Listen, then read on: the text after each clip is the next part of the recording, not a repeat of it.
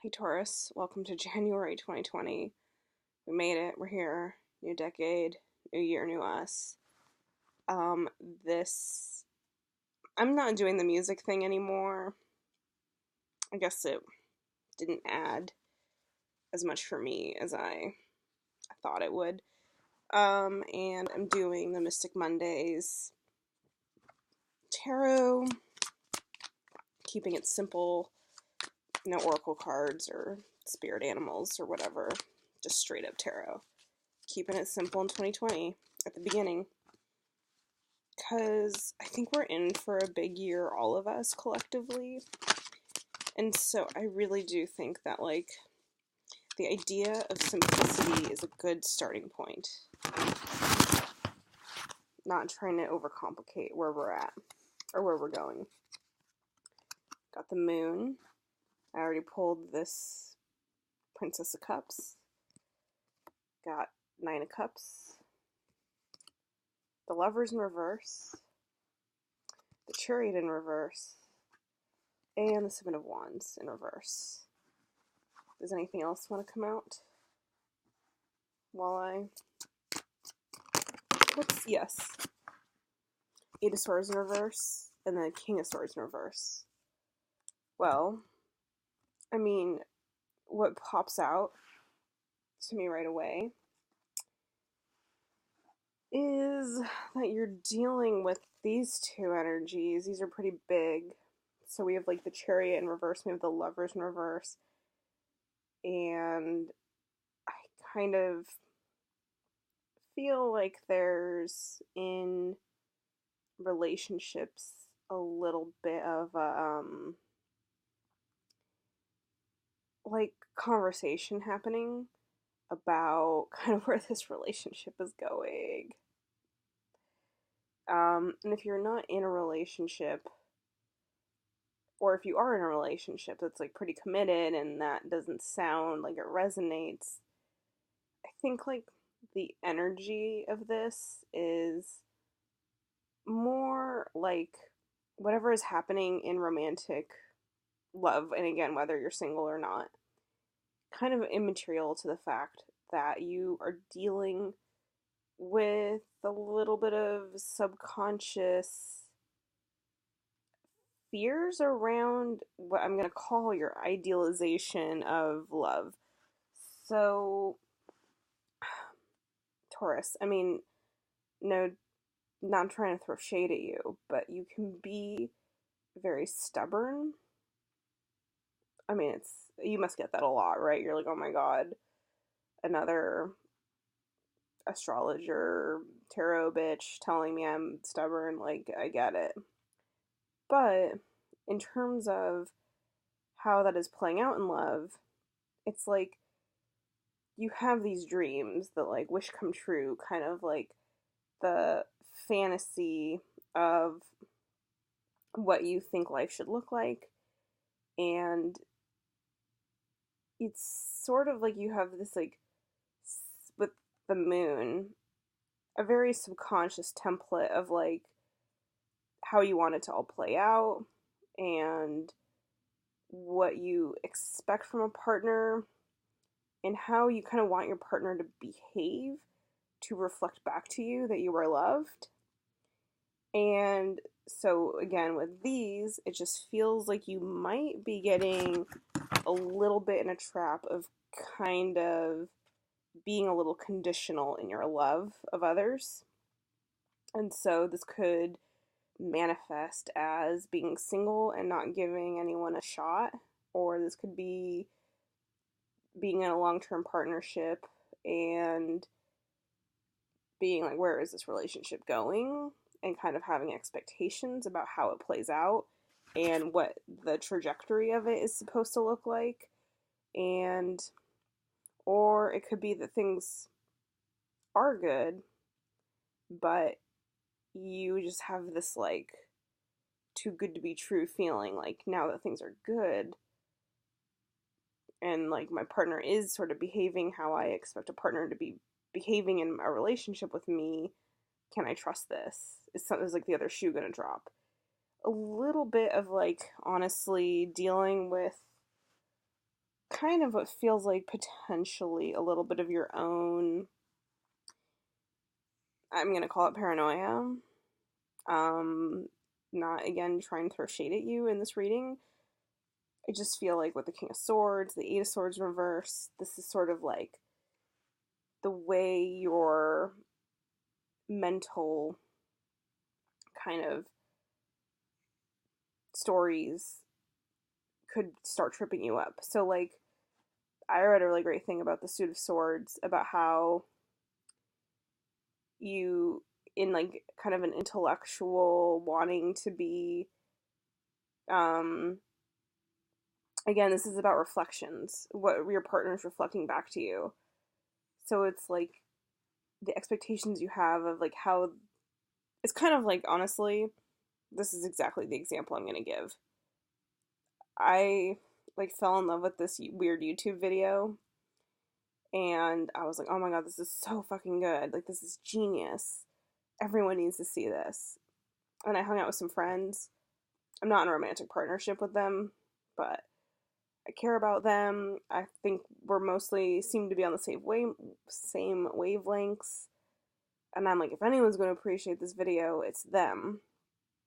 And I show it to them, and they're like, it's fine. Like, they just weren't as, like, drawn in by it. And then I was like, oh, okay. I had expectations about how they were supposed to react. And I kind of, like, I mean, this is a silly example, but it's just, like, this is why you don't show people YouTube videos, right? Because it's, like, everyone has different kind of, like, emotional strings that, like, guide them. And my friends not liking my YouTube video isn't a reflection on the state of our friendship or how well we are as people who connect on a more important level. And that's kind of what I mean. It's like, how do we unconsciously sort of like start to micromanage our expectations of partners to like fit this ideal dream of what being harmonious and on the same wavelength looks like? And this could be playing out as bigger things, again, like, maybe dating someone and legitimately wanting to know what the fuck's happening.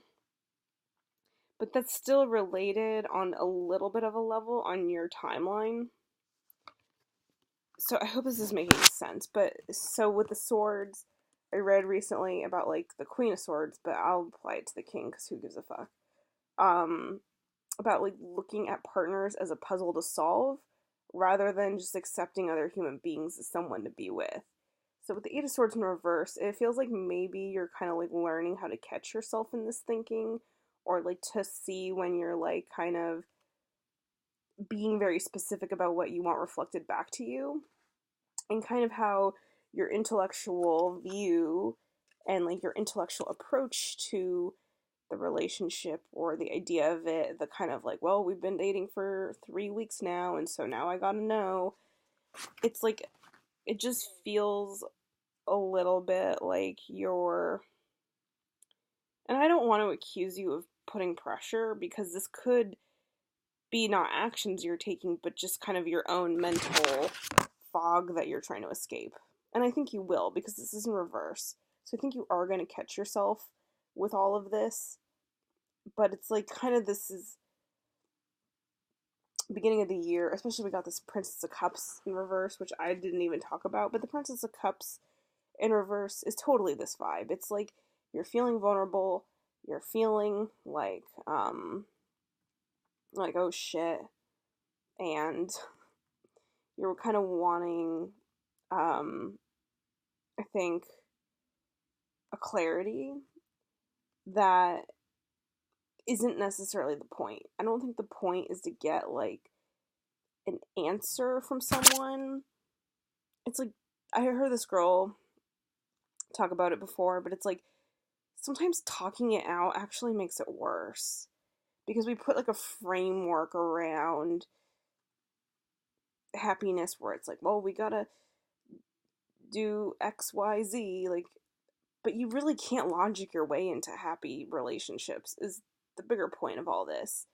So it's like maybe you're feeling vulnerable and kind of like not sure how to approach, like feeling kind of like, how do I move this forward, and feeling kind of like caught in your head about, again, what's being reflected. But it feels like really kind of January is about you getting out of these mental games so that you can kind of let things flow more organically. And maybe this does honestly mean breaking up with a partner, but that's so much really about you getting out of your head,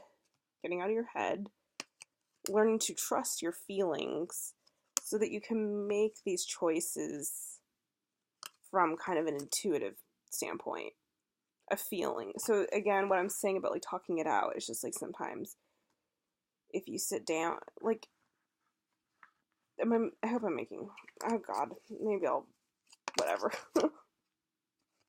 Cool. Great. So I'm gonna move a little bit forward with this. We got the Seven of Wands in reverse. We got the Empress.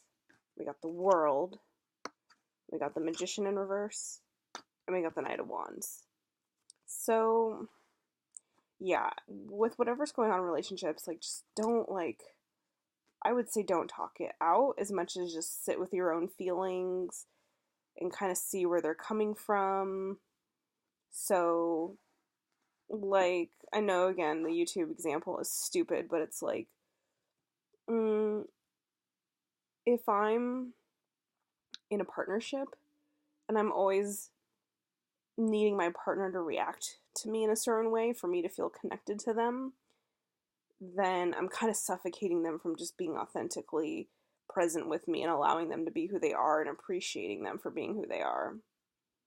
And that's what I'm talking about. So with Knight of Wands, this is like maybe getting that spark back, right? So it's like if you were, another example, if you were in a period of fighting, it's like dropping the fight and then just trying to like connect with the person or friend like on a really fun level, like really trying to kind of like solve problems and not by solving problems. It's like kind of like the Albert Einstein thing, you can't solve a problem with the same consciousness that created it. So with the Knight of Wands, this feels like kind of putting a spark back into your life.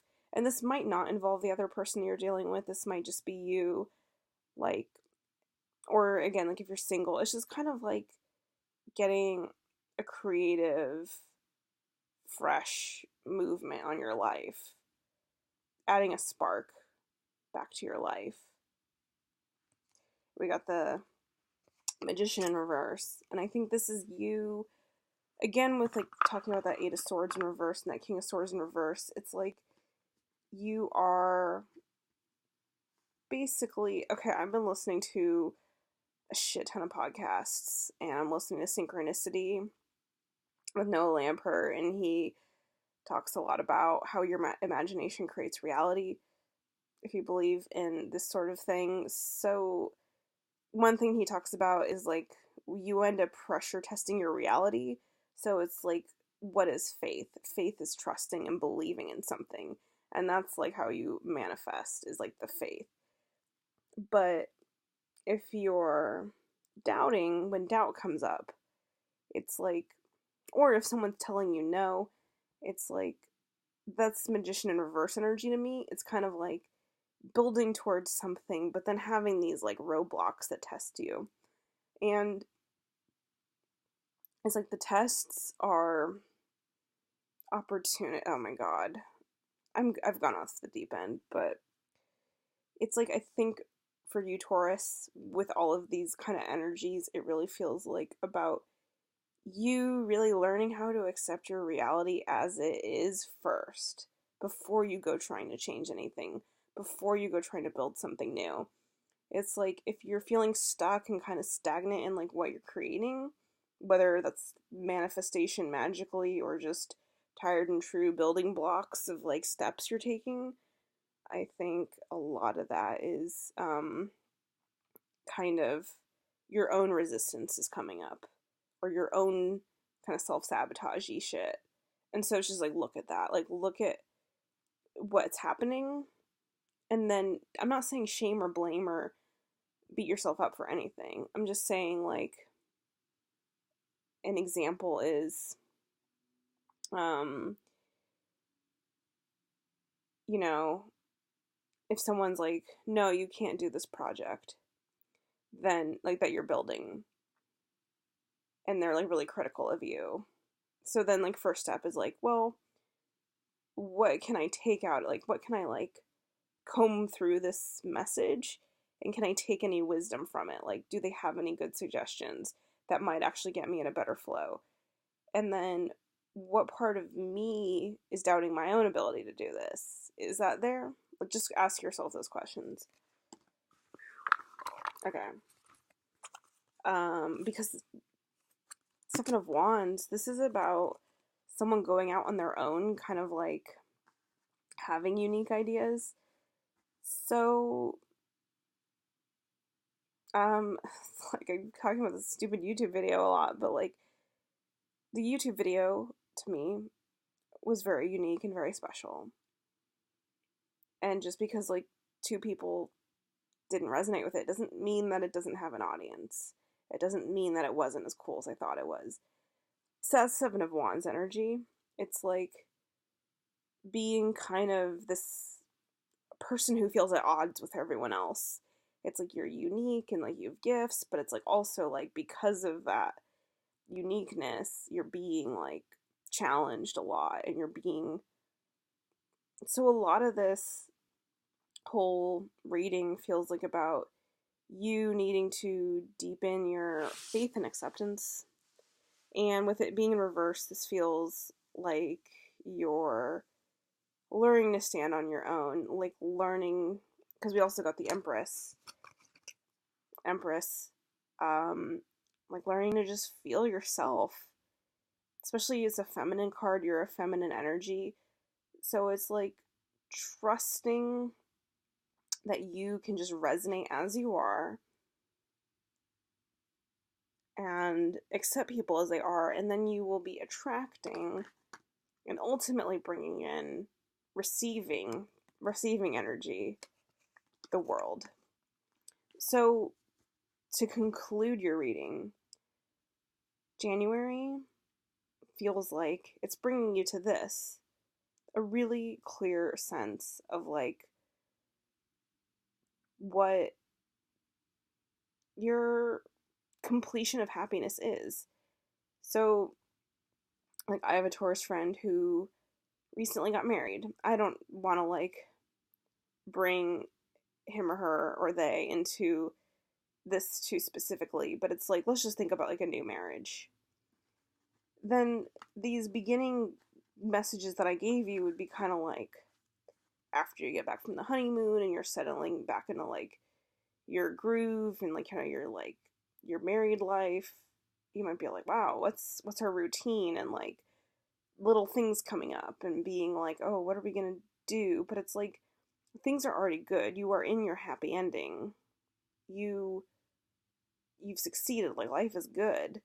So all of this like shit that feels like it's not good is really just your own kind of like fears about letting things be good. So it might be finding problems that don't need to be problems, or not trusting your intuition about things, or kind of like creating fights when maybe fights, that's like the beginning of the reading. And really all you need to do though is like love yourself. Oh my god, this is so I'm not just trying to reduce this reading to like a love yourself message. I think it's more like I just want you to kind of understand the ways in which things are good, and that like whatever isn't good is just maybe you kind of testing yourself, or kind of like not used to this new pattern that is good. It's like that's what a lot of what I feel like 2020 is about for all the signs collectively. It's like if you've been in bad patterns your whole life and you've undone them, to live in the new paradigm can feel really weird and disorienting and crazy because it's like there's no framework for it. It's new, it's brand new. There's a lot of learning to do and a lot of unlearning to do. So, yeah, a lot of this does feel related to love. It feels a lot about like accepting other people, and probably the accepting other people has to do with a deeper acceptance of yourself and trusting that whatever messages or love you have to give, there's space for you to give that love, and letting other people have the reactions they need to have, accepting people as they are. Because another thing I want to say too, oh my god, I'll stop. And I'll stop judging myself at some point. But like, your romantic relationship doesn't have to be the place you get everything from. You might want your romantic partner, for example, to be able to understand you being into sports, but maybe your romantic partner just doesn't like sports.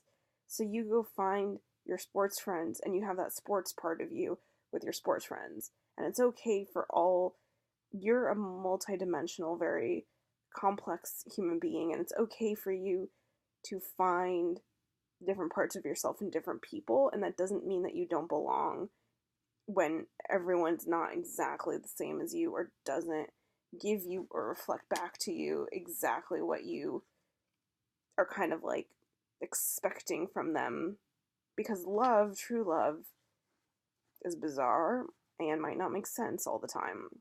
And so, like, allowing it to not make sense and allowing yourself just again to receive the happiness, receive and be in the happy ending because you're already there. And anything else is just kind of like you going in you to love yourself more and accept yourself more. That's your reading, Taurus. So, great. I love you. And, like and subscribe. And I'll see you again in some iteration of this channel. Whatever that may be. We'll see. Alright, bye.